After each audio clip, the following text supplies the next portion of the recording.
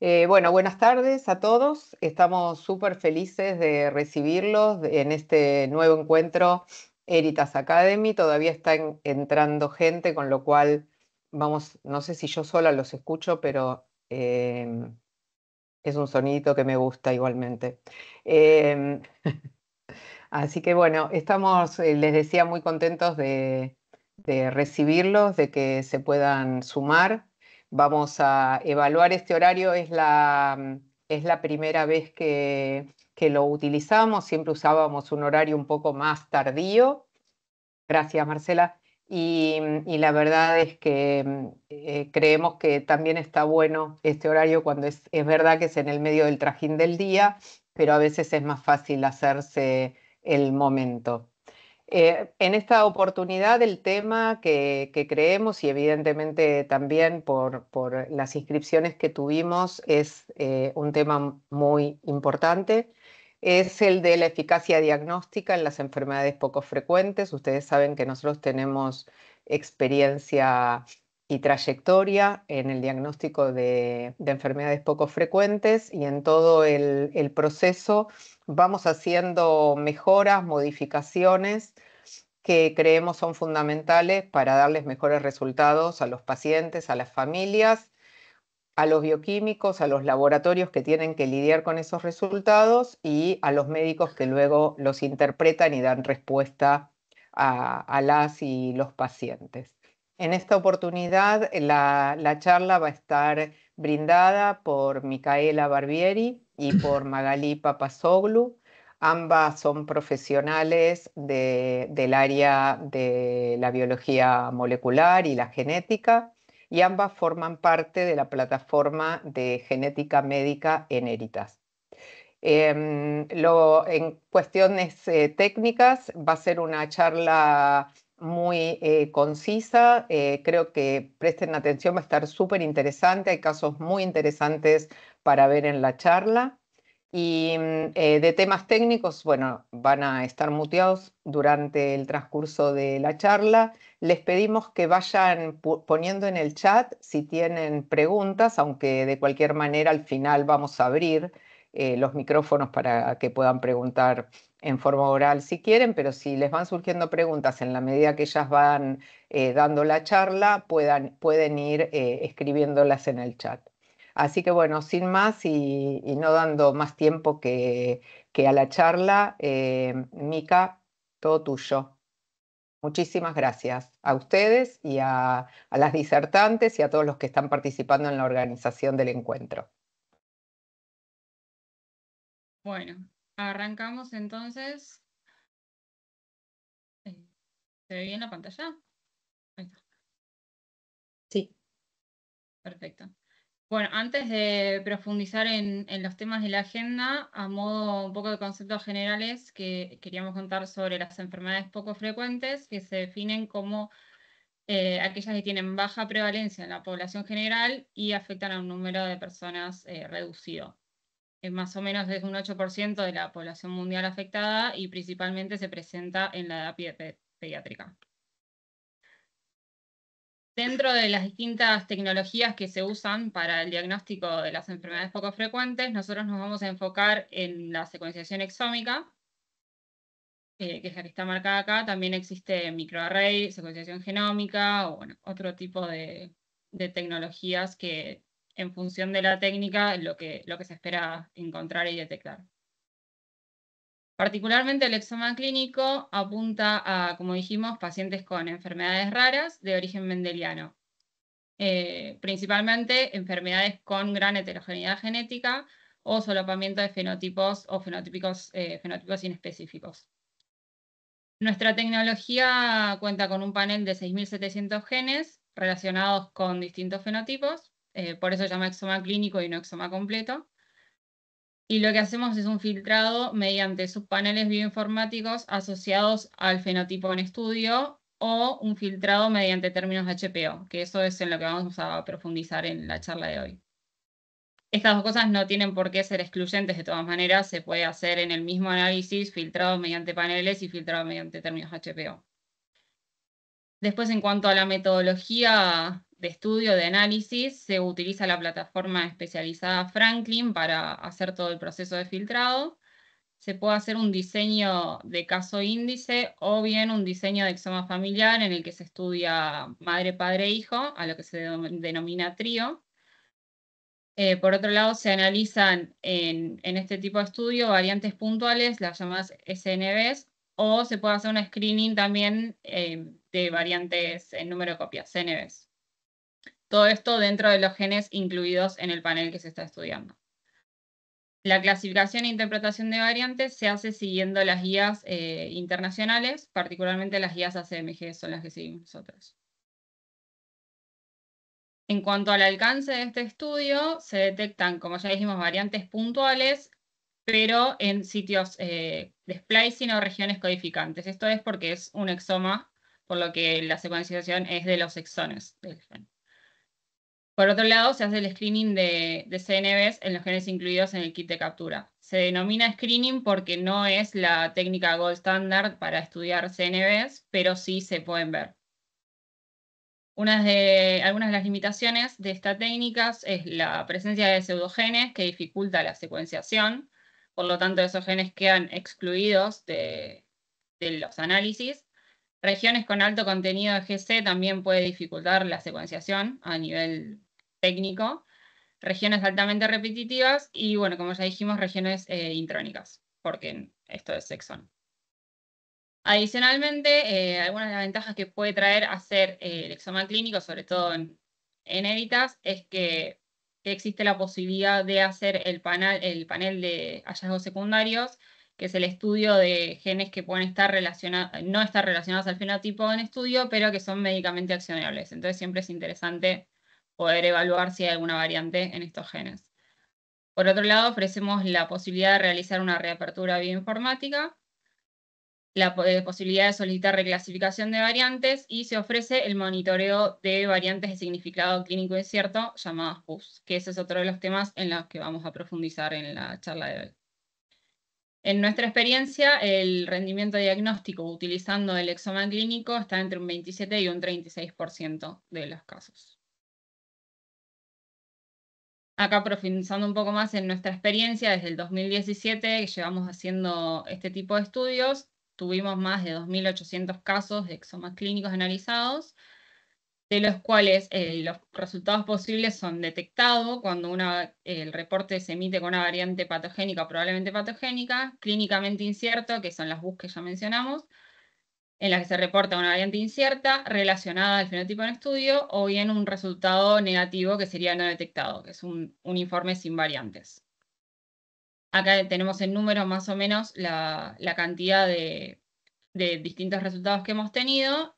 Hemos detectado más de 70 CNVs en screening, que después se recomienda siempre que se confirme mediante alguna otra técnica, y más de 1.300 variantes puntuales reportadas. Profundizando un poco más en el proceso de análisis, lo que se hace inicialmente es un filtrado bioinformático, se parte de del dato de secuenciación y se va filtrando en función de las características de la variante, como por ejemplo frecuencia, efecto de la variante, que esté en regiones codificantes. Y por último, se utiliza el filtrado bioinformático de paneles o términos HPO para quedarse con un número más reducido de genes y esos analizarlos y clasificarlos en función de las reglas ACMG y de la relación al fenotipo del caso en estudio. La clasificación de variantes se hace entonces siguiendo las reglas ACMG, que son reglas internacionales. Estas son las 5 categorías en las que se puede clasificar una variante. Sería benigna, probablemente benigna, incierta, probablemente patogénica, patogénica. Nosotros las variantes que incluimos en los reportes son estas que están recuadradas en rojo, que serían las de significado clínico incierto, probablemente patogénicas y patogénicas.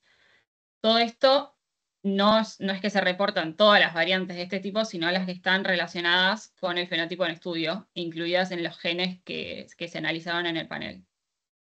No reportamos variantes benignas ni probablemente benignas. Entonces ya para profundizar un poco más en lo que es el estudio mediante términos HPO y la priorización de variantes, le paso el mando a Maggie para que ella siga con esto. Gracias. Bueno, buenas tardes a todos. Gracias por sumarse. Ahora ya nos vamos a adentrar a explicar respecto del filtrado de variantes o la priorización de variantes utilizando términos HPO.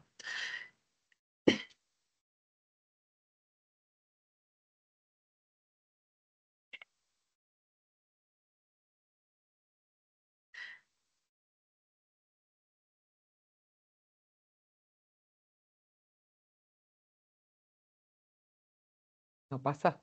Ya está. No, ahí está. Ahí estamos. Bueno, bien, ahora sí, poniéndonos en tema en el eje de la charla, ¿no? Vamos a empezar describiendo qué son los términos HPO o Human Phenotype Ontology. Es un término asociado al fenotipo clínico del paciente y abarca un conjunto de genes. Muy bien. ¿De dónde surgen los términos HPO? Surgen del Human Phenotype Ontology, acá les dejé el link, es una base de datos en la cual un grupo de expertos ha curado, digamos, terminología de manera sistemática, asociando terminología, o sea, sin tanto síntomas como signos clínicos, asociados a patologías ya descriptas en publicaciones científicas y mediante algoritmos bioinformáticos asocian estos términos a un gen o grupo de genes, ¿sí? Esta base es una base de libre acceso en la cual podemos buscar el término pertinente y asocia enfermedad como grupo de genes asociados a esa terminología. ¿Qué tiene de bueno también? Que se actualiza de manera dinámica, o sea, está permanentemente en actualización, o sea que a medida que la ciencia avanza, se van actualizando y asociando nuevos genes a determinados términos, ¿no? Bien, ¿cómo definimos nosotros en Eritas qué términos HPO utilizar al momento de un análisis? Lo definimos con el el equipo de genética médica en base a la descripción de la historia clínica del paciente que hemos recibido, ¿sí? Signos y síntomas que nos llegan en el pedido médico. No es un requisito para nosotros que el médico solicitante del estudio nos envíe estos términos HPO como tal, porque si buscamos en la página, cada término tiene un código específico, que eso lo hace sistemático y universal, pero en nuestro caso no es necesario que nos envíen el término HPO como tal, sino simplemente lo que sí necesitamos es una historia clínica completa y detallada de los síntomas y signos que tenga el paciente. Cuanto más específico sea esa historia clínica o mayor número mayor detalle tenga, mayor cantidad de términos HPO vamos a poder incorporar al estudio, ¿sí? Entonces vamos a estar cubriendo un abanico más grande de genes.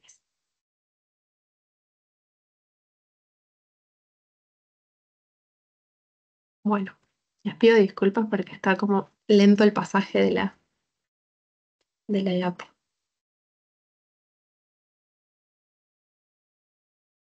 Ahí va.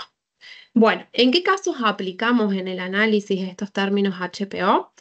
Tenemos dos situaciones. En primera instancia, en aquellos casos en los cuales el análisis de los paneles solicitados haya resultado negativo y se cuenta con una historia clínica detallada para poder sumar términos HPO. Entonces, en esos casos en que tuvimos un resultado de panel negativo, historia clínica completa, sumamos nuestros términos HPO para poder complementar el estudio.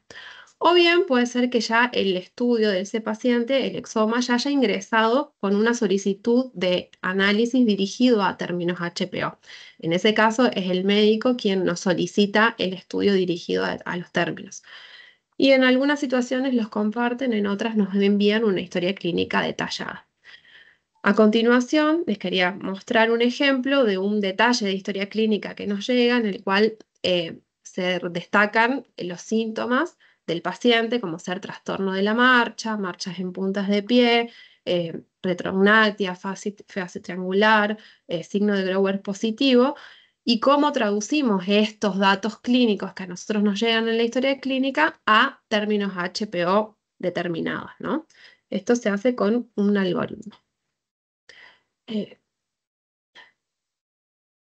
Bueno, cada uno de esos términos HPO a los cuales se tradujo síntomas del paciente va a estar asociado a un grupo de genes. Entonces, cada vez que nosotras como analistas incorporemos esos términos HPO en nuestra plataforma de filtrado de variantes, es como que estaríamos sumando por cada término un panel de genes o un grupo de genes que están, digamos, asociados a eso.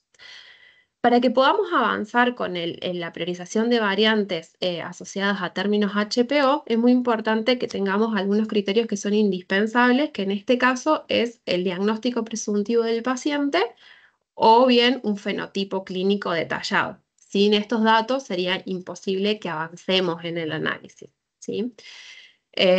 Y como criterios adicionales que están buenos y suman, pueden ser antecedentes familiares o estudios complementarios si hubiera, pero no son condición necesaria. Acá también es importante mencionar, como comentó Mica, que no es excluyente, o sea que en muchos casos se puede priorizar variantes con paneles de genes y además sumar términos HPO al estudio.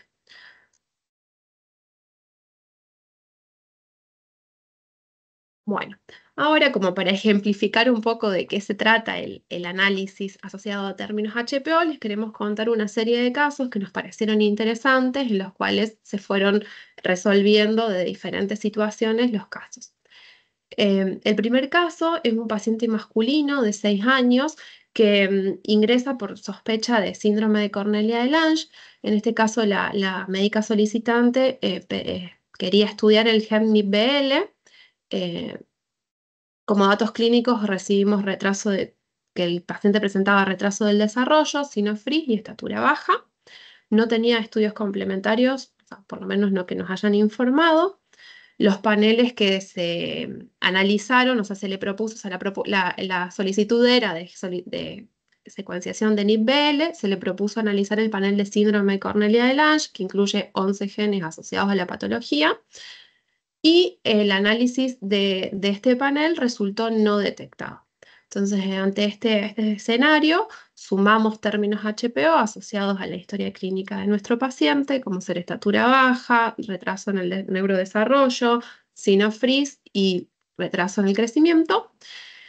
Cuando cargamos los términos HPO a nuestra plataforma de análisis, en función de esos términos y esos genes, se priorizan un listado de variantes, ¿no? Que también la misma plataforma va haciendo una correlación entre la asociación que hay entre ese término HPO y las variantes que prioriza.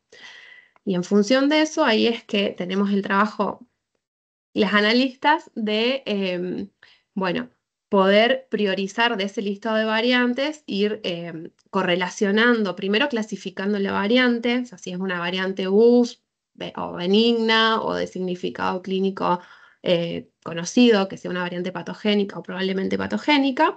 Primero clasificamos ese listado de variantes y en función de, primero la clasificación, hacemos una correlación de la variante, el gen y el fenotipo clínico que tenemos, ¿no? Bueno, entonces en este caso, luego de esa priorización de variante, detectamos una variante en el gen en heterocigosis, que es una variante friendship, en el gen ADNP. Cuando empezamos a profundizar en el estudio de la misma, bueno, sabemos que la variante está ampliamente reportada en bibliografía, en múltiples individuos con fenotipos asociados a ADNP, tiene una herencia autosómica dominante, se asocian a variantes puntuales en el gen ADNP, se asocian a desórdenes relacionados a ADNP y cuyas principales características clínicas son retraso severo del desarrollo, retraso del lenguaje, déficit intelectual que puede ser leve a severo. Hay hallazgos faciales característicos y también puede haber trastornos conductuales, epilepsias, entre otros. Entonces, cuando hacemos la correlación de esta variante, este gen y el fenotipo asociado al mismo, nos coincide o cierra, correlaciona con el fenotipo de nuestro paciente en estudio. Entonces, bueno, este caso se resolvió de esta manera que si por ahí nos hubiésemos quedado solo con el panel de síndrome de Cornelia-de-Lange, ya que la sospecha clínica era muy, muy dirigida, probablemente es un exoma, digamos, que se hubiese reportado no detectado.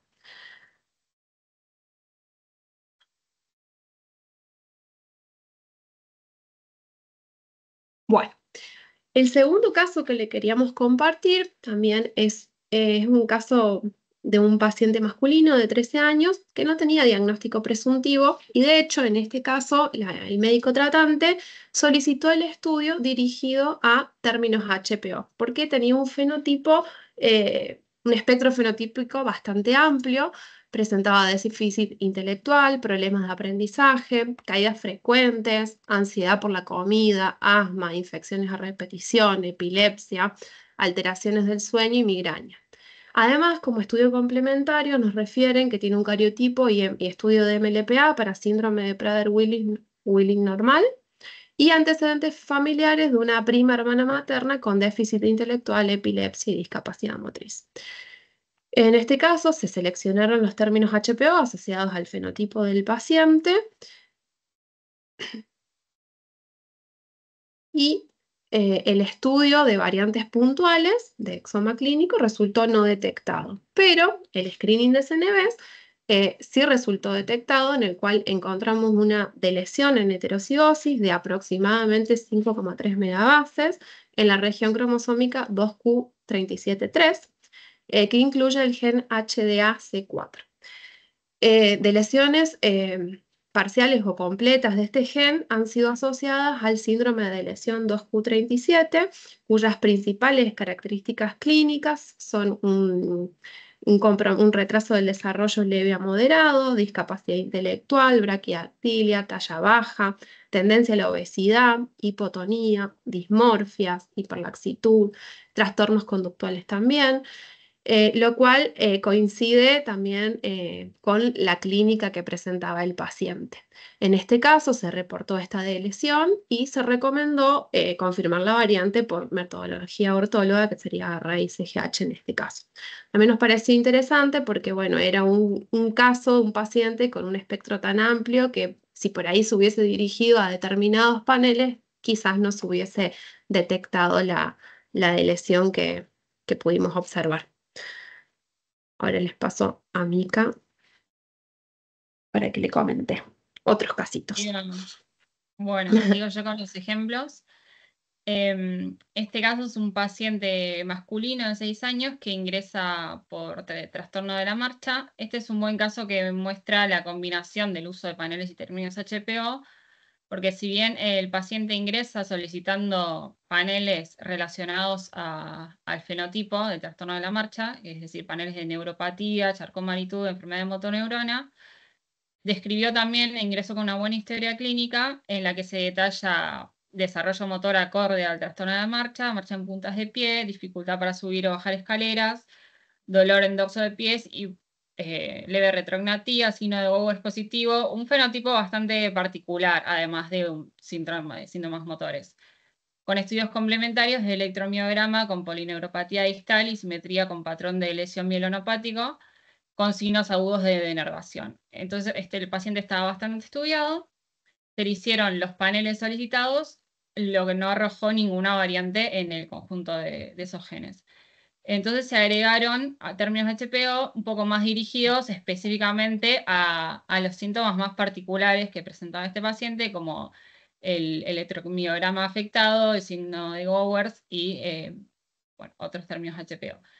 En este caso igual está bueno destacar también, como mencionó Maí, que algunos de estos términos HPO, los síntomas se comparten entre distintas patologías, entonces no quiere decir que uno va a tener siempre una variante detectada o un gen que está 100% relacionado con el fenotipo de mi paciente, sino que hay que hacer un proceso de análisis y selección y evaluar si realmente las variantes que uno está viendo coinciden con el fenotipo y el caso que uno está estudiando. En este caso sí, se encontró una variante en el gen ITPR3, variante novel nonsense, generada un codon stop, asociado a enfermedad de Charcot-Marie-Tooth, pero no uno de los genes más clásicos, por lo tanto no se había encontrado por panel.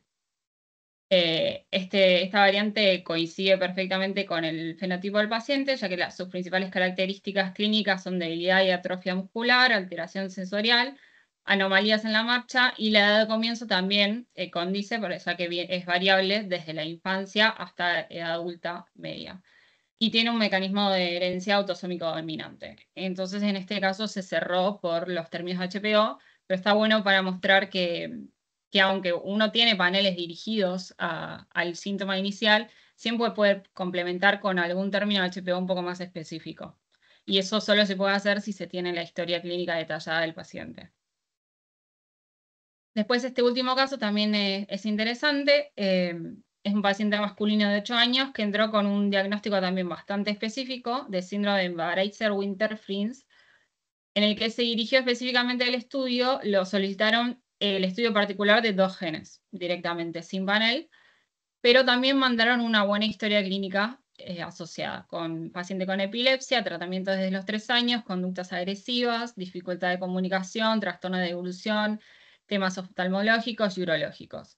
Como estudios complementarios, tenía un cariotipo y microarray normal.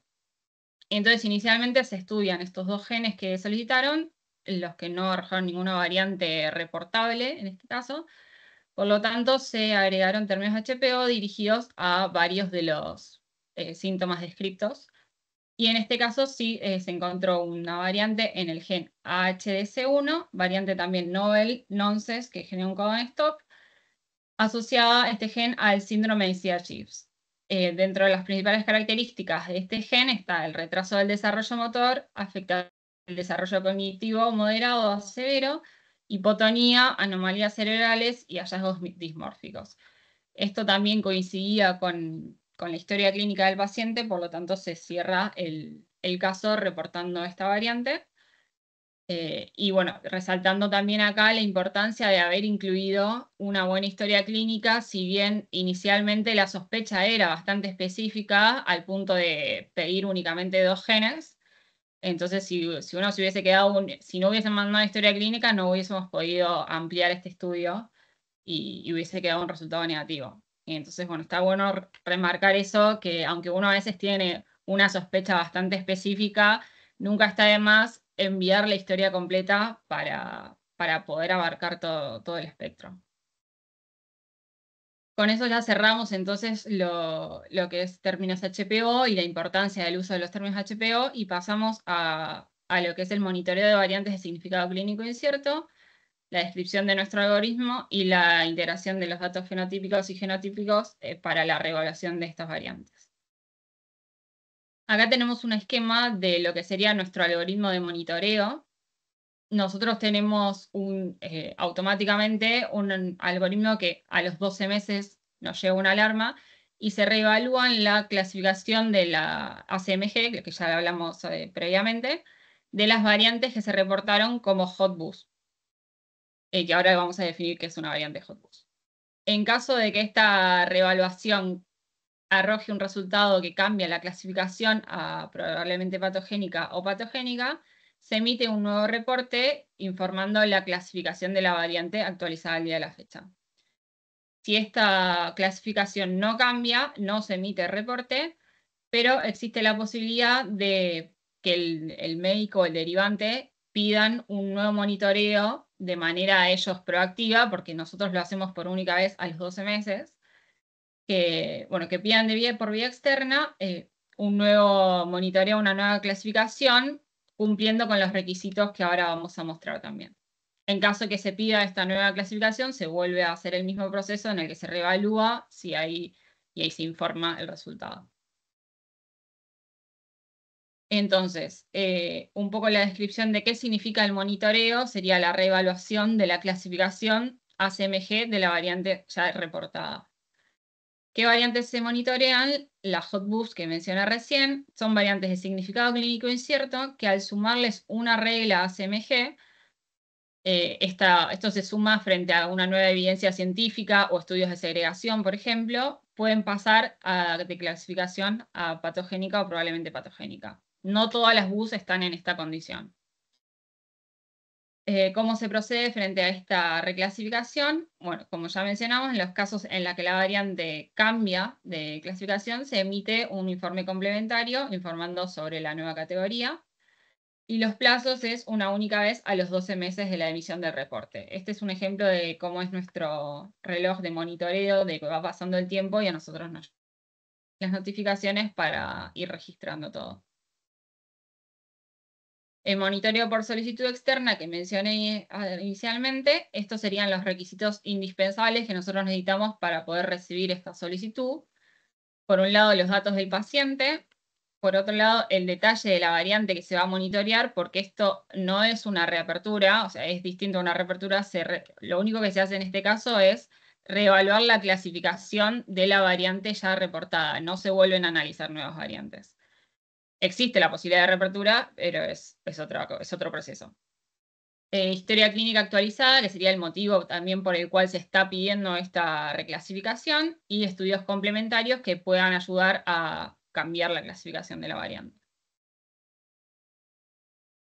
A modo de resumen, entonces, para ir cerrando la charla, los conceptos a llevarse serían, por un lado, la importancia de una historia clínica detallada, más allá del diagnóstico presuntivo, de que uno esté certero de que va por ese camino, es algo que nunca está de más, es información que el médico siempre tiene porque es el paciente que está tratando y a nosotros nos suma un montón y puede cambiar un resultado. Que no es requisito enviar los términos HPO con datos de síntomas, de fenotipo, nosotros con nuestro algoritmo los transformamos a términos HPO, así que no es requisito que conozcan los números, los términos ni las palabras. Que el uso de términos HPO mejora el diagnóstico, el éxito diagnóstico, sobre todo también en casos en el que el fenotipo, como mostró el ejemplo Maggie, no es tan específico, no cuadra en algún panel en particular, entonces se resuelve sumándole distintos términos HPO. El monitoreo y la reclasificación de variantes pueden llevar a la resolución de un caso inicialmente incierto, por lo tanto es importante seguir estas variantes porque existe que puedan cambiar de estado, mismo activamente haciendo estudios complementarios, sobre todo con un estudio de segregación se puede cambiar la clasificación de la variante. Y por otro lado, comentarles que existe la posibilidad de participar de Ateneos para evaluar casos de interés. Ahí dejamos el mail de contacto para poder discutir en particular algún caso que les haya interesado. Este es nuestro equipo de la plataforma de genética médica que participó en todos los estudios y en todo este proceso. Así que bueno, mencionar a todos y muchas gracias. Bueno, muchísimas gracias Magalí y Mica. Para mí súper interesante y parece que para los que están participando también. A mí me parece que es súper importante y a lo que lleva, a lo que las chicas han conversado, es a la necesidad de seguir insistiendo en el trabajo no indisciplinado, también podría ser, pero interdisciplinario, porque es fundamental el aporte que hacen los médicos, los bioquímicos, los derivantes en indagar con el paciente que viene al laboratorio y luego desde la plataforma interna nuestra, ¿no? Desde los que hacen el estudio en el secuenciador hasta todos los que hacen los análisis para lograr realmente un resultado que cada día mejore. Creo que a veces no tenemos tanto esa práctica y bueno, un poco la idea de esta charla era ir hacia allí, ¿no? Por eso las chicas en el último punto ponían la posibilidad de estamos abiertas a hacer ateneos, a que si necesitan que discutamos un caso entre un grupo más ampliado del que lo hacemos habitualmente, ahí estamos. Así que bueno, muchísimas gracias por las felicitaciones al equipo y me interesa muchísimo las preguntas que tengan o comentarios. Tenemos un ratito. Hay acá una que ya la voy a ir leyendo, así Mica o Maggie, desmutense, así pueden contestar. Hay una primera, pero voy a poner la segunda porque me parece que es necesario aclararlo nuevamente. Nos piden aclarar a qué llamamos hotbus. Sí. Después hago la primera, no me olvidé. Ok, vuelvo a esa diapositiva. Hotbus es una variante de significado clínico incierto. Creo que primero lo mencioné y después dije la definición. Que, Volvé tranquila. ahí está, Hotbus. Sería una variante de significado clínico incierto que está muy cerca de poder cambiar de clasificación a probablemente patogénica o patogénica. O sea, la clasificación de las variantes se hacen en función de las reglas ACMG, que uno va sumándole evidencia a la variante en función de bibliografía, efecto de la variante, estudios que tiene el paciente, y es como que va sumando puntaje y en función de eso te tira qué clasificación tiene. Una hotbus sería una variante incierta que está muy cerquita, que con una única regla adicional, que puede ser por un estudio de segregación o por un estudio funcional, puede pasar a la categoría siguiente, que sería probablemente patogénica. Bien. A ver, acá hay otra. Una de las preguntas era ¿cuánto tiempo se guardan los archivos para poder pedir el reanálisis? Sí, igual esto no es un reanálisis de reclasificación de variante, que para esto uno no necesita tener el archivo porque la variante vos ya sabés cuál es la variante, entonces no necesitas los archivos crudos. De todas maneras, sí existe la posibilidad de pedir reanálisis y los archivos se guardan también. No, por un tiempo indefinido, no hay un tiempo en el que caducan. Muy bien. Luego acá tenemos Claro. otra pregunta. A ver, sí. No, yo iba a aclarar eso, que es importante Dale. considerar que es un reanálisis de variante y en ese caso el plazo que estipulamos es el tiempo desde que se emitió el reporte, porque consideramos que en un menor plazo, a menos que haya, digamos, evidencia en el paciente, algunos estudios complementarios que realmente puedan aportar a la reclasificación de la variante, consideramos que 12 meses es el tiempo mínimo en que puedas por ahí generar evidencia científica también, porque esto de sumar reglas o reclasificarlas también va de la mano con los avances científicos que va habiendo al respecto. Entonces es como que por eso es el plazo que se estipuló, pero no tiene que ver con cuándo se hizo el análisis, digamos, de esa variante genérica. Doctora Arberas, contestamos 2 preguntas y luego le damos lugar para su comentario.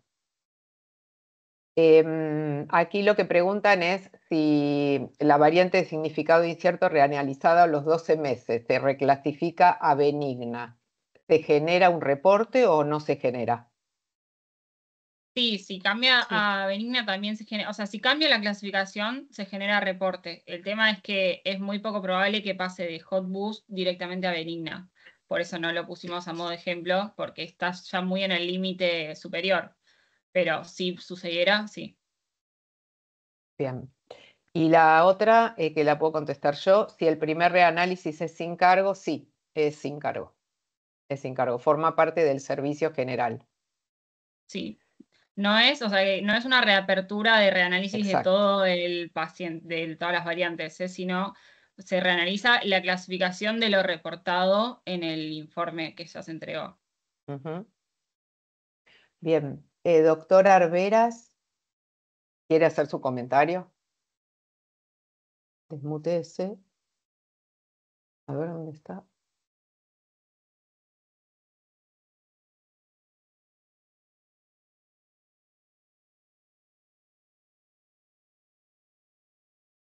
A ver.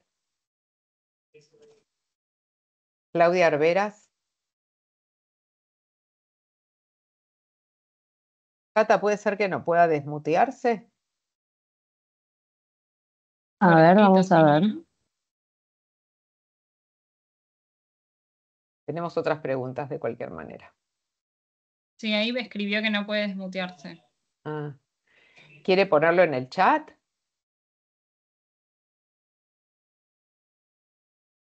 Qué raro. Mientras tanto, otra pregunta vamos haciendo. ¿Puede ocurrir que con el exoma encuentren una variante patogénica no relacionada a la patología sospechada? ¿La informan? En general, si no está relacionada a la patología sospechada, no la veríamos porque no estaría incluida en el panel de genes. El panel de genes se hace en función de la patología sospechada. Entonces, no nos aparecía, se filtraría antes. No es que analizamos las variantes de todo el exoma. Se analiza relacionado justamente al fenotipo. Bien. Doctor Arberas. Ay, sí, gracias. Perfecto, ¿no? Por favor. Problema técnico. No hay problema, gracias. Había que hacer alguna cosa. No, yo quería comentarles, como tengo experiencia en el manejo del HPO y su uso en las plataformas de análisis y de interconexión entre un laboratorio translacional con la clínica. Creo que lamentablemente ha habido un fortalecimiento muy grande respecto de las técnicas de análisis de las variantes por parte de los biólogos y bioquímicos, y eso es muy alentador porque nos da mucha seguridad cuando uno encuentra hallazgos, pero creo que lo que respecta a los médicos que hacemos la derivación y que estamos analizando a los pacientes, creo que no hay una concientización tan profunda respecto de lo que sería lo que se llama el fenotipo profundo, ¿no? Esta cosa que, de hecho, hay publicaciones en donde hay una llamada de atención respecto a de qué manera esto no está ocurriendo, digamos, que se publican trabajos en donde se hacen referencia de variantes patogénicas sin un referato, un correlato clínico que permita identificar si esa variante, qué clase de fenotipos hay. Y yo creo que en eso los médicos tenemos que, antes de derivar a un paciente, tenemos que profundizar mucho más, y no alcanza con los términos HPO. Me parece que algunos términos no son muy adecuados, no me parece que sean un reflejo muy claro o muy prolijo.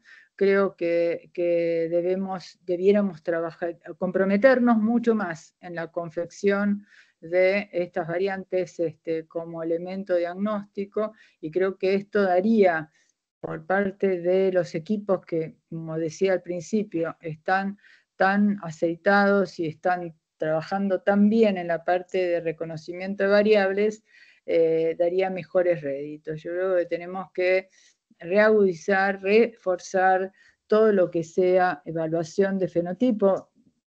Digamos, entre uno de los ejemplos que ustedes comentaron, por ejemplo, hablar de un electromiograma en un chico que tiene una neuropatía periférica, en realidad uno lo que tendría que haber buscado sería una velocidad de conducción, ¿no es cierto? O sea, digamos que hay sutilezas de la clínica que nos orientarían muchísimo más, ¿no? Y como esta, bueno, uno podría decir, bueno, alguien que dijo que un chico tiene un Barreitzer-Winter y pone 2 genes, yo solamente pondría Barreitzer-Winter si el chico tiene un coloboma completo de ojos, por ejemplo. Digamos, uno tiene que conocer del síndrome, reconocer el signo cardinal que hace que sea ese y ningún otro posible, o casi ningún otro, y si no, ponerlo dentro de esta gran bolsa de niños con dismorfias y discapacidad. Entonces yo creo que esa gran bolsa hay que empezar a, justo hoy en la reunión que nosotros hacemos una vez por mes con todo el equipo de translacional, yo hablaba justamente de eso, de que nos tenemos que comprometer que, sobre todo en los chicos con discapacidad intelectual, con trastornos neurológicos, tenemos que ser mucho más asertivos. No es lo mismo decir una epilepsia que decir que tiene una epilepsia mioclónica de inicio en la infancia, o de inicio en neonatal, o que tiene una encefalopatía epiléptica. Yo creo que eso cambia absolutamente el espectro de genes que ustedes después van a poder analizar. Y eso es una responsabilidad nuestra. Yo creo que en la medida de que nos comprometamos pensando que no da igual que cualquier lo que decimos, ¿no es cierto? Tenemos que ser igual que exhaustivos que ustedes a la hora de definir los fenotipos, ¿no? No esperar a ver qué me sale para después mirar al chico, sino enviar a ustedes una información que sea absolutamente bien curada, bien analizada, como para que los resultados sean de ambos lados satisfactorios, ¿no? Eso es mi humilde aporte a esto. Gracias por dejarme hablar y muchas gracias por la charla. No, muchísimas Muchas gracias gracias. a vos, perdón, por el comentario. Te hago una pregunta yo? Esto se supone que se consigue con más educación y con más Sin trabajo duda. conjunto, ¿verdad? Eso es educación, tomarse el tiempo de hacer una muy buena historia clínica, reconocer los parámetros clínicos. Hace unos días nosotros tuvimos oportunidad de estar en un evento en donde se presentaron casos clínicos y cuando yo escuchaba y veía las fotos de los pacientes a los que se estaba describiendo, yo decía, pero no había, no, decía, o la foto no corresponde a la descripción o la descripción no corresponde a la foto. O sea, la terminología de los fenotipos es extremadamente delicada y uno tiene que dar a cada parámetro anatómico la descripción que corresponde. Eso es dismorfología y no hay mucha gente que pueda hablar o enseñar dismorfología y tenemos que formar a los genetistas clínicos en dismorfología. Yo creo que es ahí donde tenemos que, y por supuesto, exigir, como nosotros hacemos, por ejemplo, lo que nosotros hacemos en el hospital es pedir a los especialistas, al neurólogo, al neurofisiólogo, al nefrólogo, al oftalmólogo, que ellos pongan sus HPO, digamos, y eso les exige a ellos definir, digamos, achicar un poco esta cosa de la vaguedad, ¿no? Porque el nefrólogo nos va a decir exactamente qué tipo de patología tiene desde el punto de vista de su mirada. El oftalmólogo lo mismo, digamos, no es un niño que tiene baja visión, no es un chico que tiene una enfermedad del nefrón, no. ¿Qué tipo de enfermedad? ¿Cuándo comenzó, digamos? Y estas variables están planteadas también. El cuándo, a qué edad comienzan los síntomas. Todo eso hace que uno pueda definir y a su vez, hacia adelante, uno va a poder vincular una característica molecular, una variante patogénica, con una evolución clínica mucho más precisa. O sea, la información hacia adelante, el output que vamos a tener, sumando una muy buena clínica con una muy buena análisis de variantes, va a ser más exacto. O sea, la información que vamos a poder dar hacia futuro a nuestros pacientes va a ser más exacta, es decir, bueno, la pérdida visual en estos casos ocurre para tal edad, no sé, lo que fuere, ¿no? Digamos, digo una cosa, pero yo creo que es una cuestión de formación, y yo creo que todo el tiempo que uno pierde, entre comillas, analizando el fenotipo del paciente, y no es lo mismo una foto, no es lo mismo una foto. Ahora los chicos toman la foto y sobre la foto empiezan a hacer la descripción. No, yo digo, no, chicos, hay que hacerlo en la camilla, al lado del chico, y en lo posible entre dos, ¿no? O sea, medir todo lo medible, hay tablas para todo, distancia interocular, intercantal, tamaño de oreja, digamos, hay un montón de cosas que conforman después la Gestalt, ¿no es cierto? Pero si nosotros no somos detallados en esta parte del fenotipo, no da igual el resultado, ¿no? Claramente. Por lo menos después de 40 años de hacer genética, puedo decir que no es lo mismo, ¿no? Muchísimas gracias. No, al contrario. Acá hay una pregunta, bueno, primero la felicitan, chicas, y pregunta qué hacer en un caso en que se detecta una variante Lighty Pathogenics, pero por no saber la segregación, por ejemplo, se clasifica como variante de significado incierto. ¿Se puede asesorar como LP sustentado con la bibliografía cuando, por ejemplo, no es posible acceder a estudiar a los padres, por ejemplo? En general, ¿qué más vos ahí?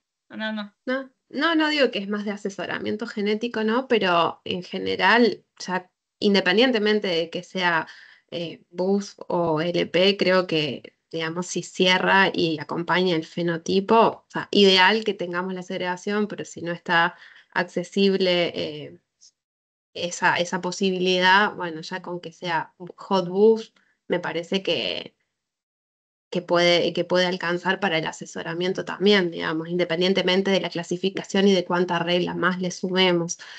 Eh, Bien, Sí, igual, en general, si una variante ya tiene bibliografía asociada, es muy probable que la que sea. clasificación quede como probablemente patogénica, Sí, lo que porque yo, siguiendo las reglas, o sea, cuando le sumás bibliografía, si esta variante está reportada, aunque uno no tenga segregación en el caso, es muy probable que ya te quede como probablemente patogénica.